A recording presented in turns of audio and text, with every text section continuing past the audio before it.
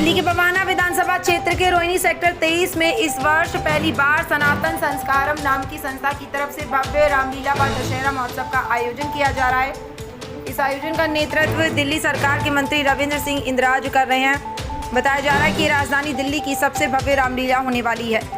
यहाँ रामलीला आयोजन स्थल लगभग 10 एकड़ के विशाल क्षेत्र में फैला हुआ है।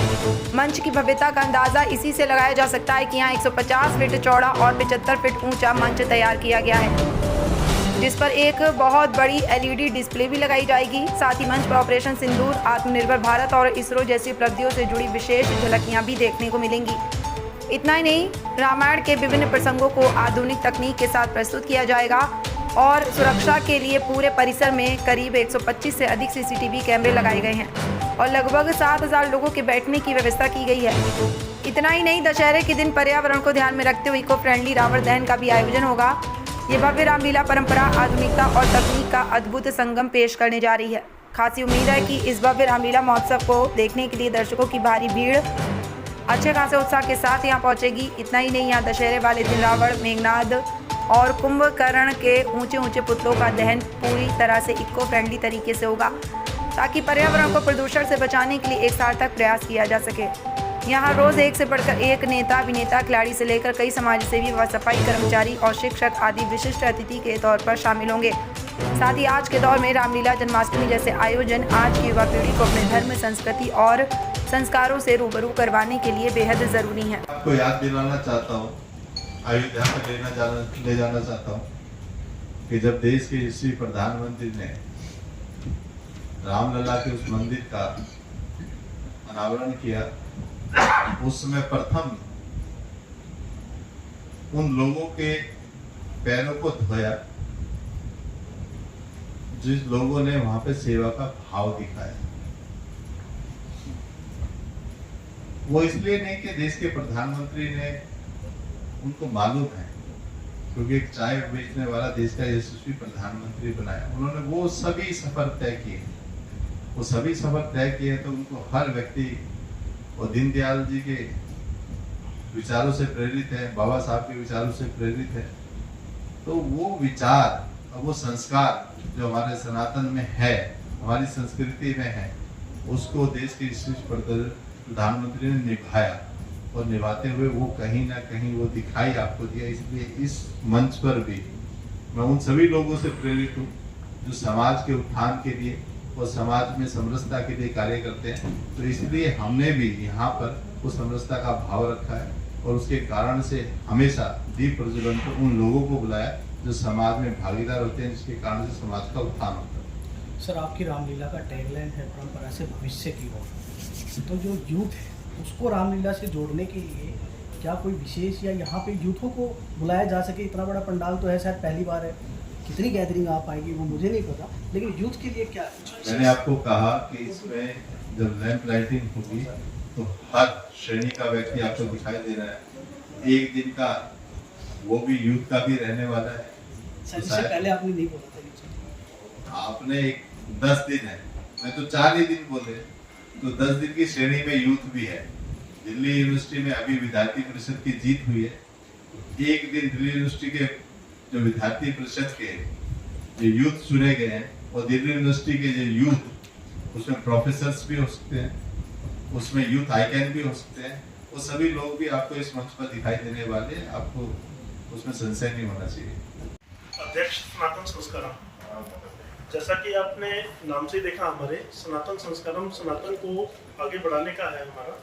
जैसा अभी आपने पूछा था कि यूथ के लिए क्या कर रहे हैं, तो उसमें जो हमने अपनी टैगलाइन बनाई कि परंपरा से भविष्य की ओर। आजकल यूथ जो है वो रामलीला से सिर्फ दूर हो रहा है। उसको सिर्फ झूले या खाने में आता था वो रामलीला देखने के लिए। इसी चीज़ को हमने यहाँ पे उसको बढ़ावा देने के लिए कि यूथ आए। रामलीला में कुछ ऐसे तकनीक और मंचन के साथ हमने उसका अरेंजमेंट किया है कि वो अच्छा मंचन दिखे यूथ को आके। जो आज की टेक्नोलॉजी है उसको यूज किया गया है इसके अंदर। 150 फुट बाय 20 फुट की स्क्रीन लगेगी, LED स्क्रीन, जो आगे मंचन के साथ उसके इफेक्ट्स आएंगे मंचन के साथ करते करते। दिल्ली में शायद पहली बार इतनी बड़ी स्टेज लग रही है कि 150 फुट बाय 70 फुट की स्टेज है। हाइट इसकी 65 फुट की है और 125 के करीब कलाकार हैं इसके अंदर जो मंचन करेंगे इसके अंदर। और लाइट्स के इफेक्ट्स भी अच्छे हैं, उसके लिए काफी अच्छा इंतजाम किया गया है। सुरक्षा की दृष्टि से 125 सीसीटीवी कैमरास लगाए गए हैं। 7,000-8,000 लोगों के करीब कैपेसिटी है बैठने की। उनकी सुरक्षा के लिए भी काफी अच्छे इंतजाम किए गए हैं। अरेंजमेंट सिस्टम स्टेडियम स्टाइल में किया गया है कि स्टेडियम स्टाइल में रहे कि पीछे वाले को डिस्टर्बेंस ना हो देखने के लिए। ऑपरेशन सिंदूर की झांकी है, आत्मनिर्भर भारत की झांकी है, इसरो की भी झांकी हमने बाहर लगाया।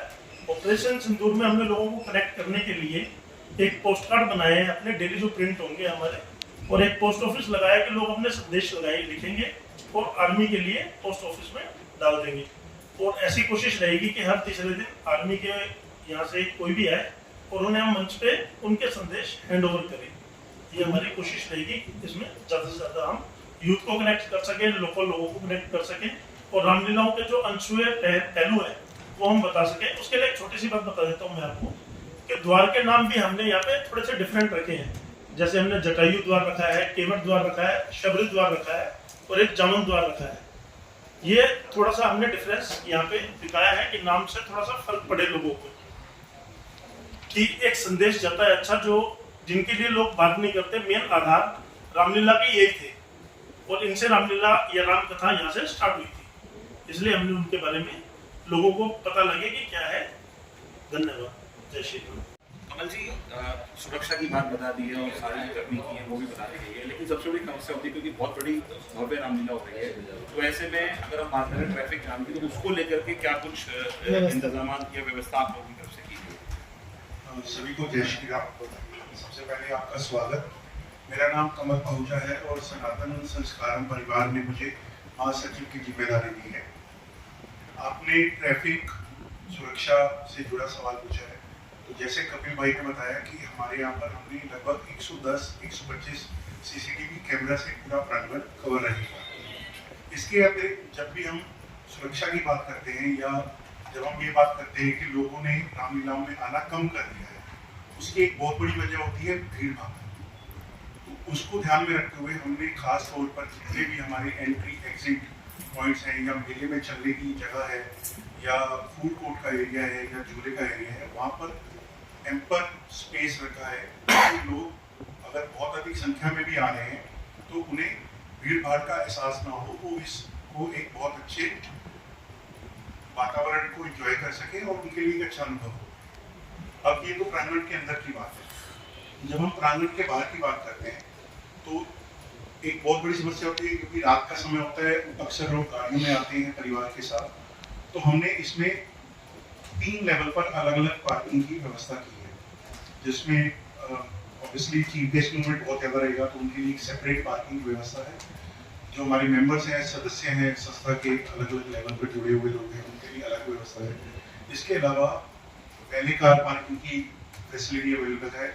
कुल मिलाकर 550 से 750 गाड़ियों की व्यवस्था जो संस्था की तरफ से की गई है। इसके अतिरिक्त क्योंकि ये प्रांगण हर तरफ से चौड़ी सड़कों से और ग्राउंड से जुड़ा हुआ है, तो उसमें भी लोग अपने जो लोग निःशुल्क सेवा लेना चाहते हैं वो लोग भी अपनी गाड़ी की व्यवस्था कर सकते हैं। संस्था की तरफ से हर तरफ प्रकाश की व्यवस्था की गई है ताकि अंधेरे का भाव उन तक ना हो।